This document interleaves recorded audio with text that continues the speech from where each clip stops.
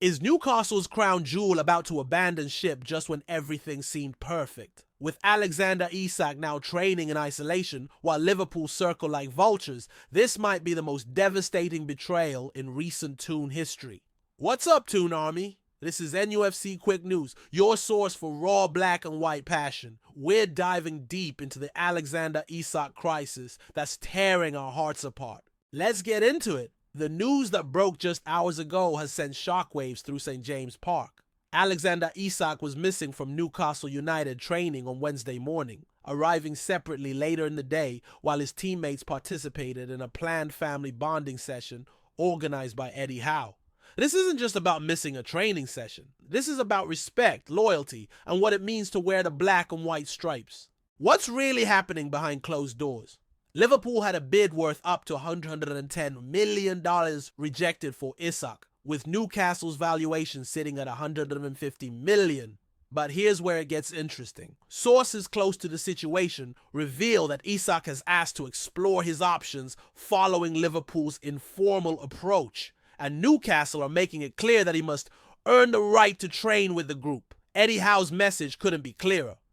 When speaking from Seoul, he didn't mince words. You have to earn the right to train with us. We are Newcastle United. The player has a responsibility here to be part of a team and part of a squad. You have to act in the right way. No player can expect to act poorly and train with the group as normal. But here's what the mainstream media isn't telling you. This whole saga started weeks ago during Newcastle's pre-season tour of Asia. Isak was absent due to what the club called a minor thigh injury, but Howe revealed he only found out about Isak training in Spain through the media, not from the player himself. The timing? Suspiciously perfect. Right after Liverpool's interest became concrete. Are you starting to see the pattern here, Toon Army? Comment below if you think Isak's injury was convenient timing or genuine concern. The Swedish striker spent over 3 hours at the training ground on Monday, but Sky Sports News understands he was receiving treatment for his thigh issue, separate from the main squad. This isolation isn't punishment. It's Eddie Howe sending a message that no player, regardless of their $150 million valuation, is bigger than Newcastle United. What makes this situation even more complex?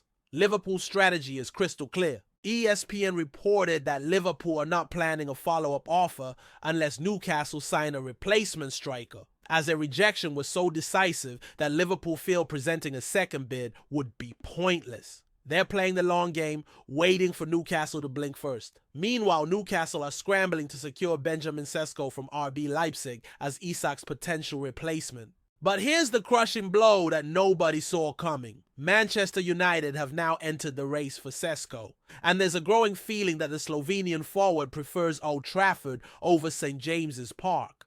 Despite Newcastle's higher bid of $90 million being accepted by Leipzig, reports suggest Sesko wants to join Manchester United. Think about the timing for a second. Newcastle desperately needs Sesko to even consider letting Isak leave. But if United snatch their primary target, where does that leave us? Stuck with an unhappy $150 million striker who clearly wants out and no adequate replacement in sight.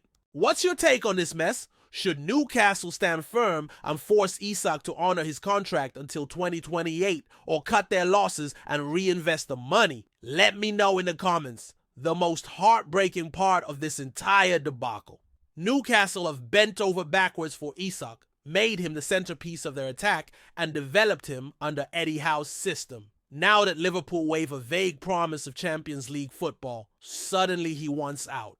This is exactly the kind of loyalty test that separates true Newcastle players from mercenaries. Former Premier League winger Sean Wright-Phillips didn't hold back his criticism.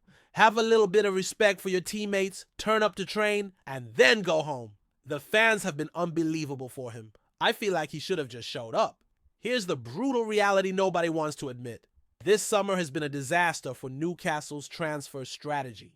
They've missed out on Hugo Ekitike, Joao Pedro, Liam Delap, Brian Mbeumo, Dean Huijsen, and now potentially Benjamin Sesko, all players they felt they had a genuine chance of signing. Each rejection stings. But losing Sesko to Manchester United while potentially losing Isak to Liverpool would be catastrophic. But here's something that might surprise you. Liverpool actually have a positive relationship with Newcastle, particularly owing to Eddie Howe's friendship with Richard Hughes and Michael Edwards. This isn't about animosity between clubs, it's about business, and Liverpool know exactly how to operate in this market. What happens next will define Newcastle's entire season. If they can somehow convince Isak to stay committed and find an alternative to Sesko, this crisis could actually strengthen the squad's mentality. But if both dominoes fall the wrong way, we're looking at a complete rebuild of the attack with just weeks left in the transfer window.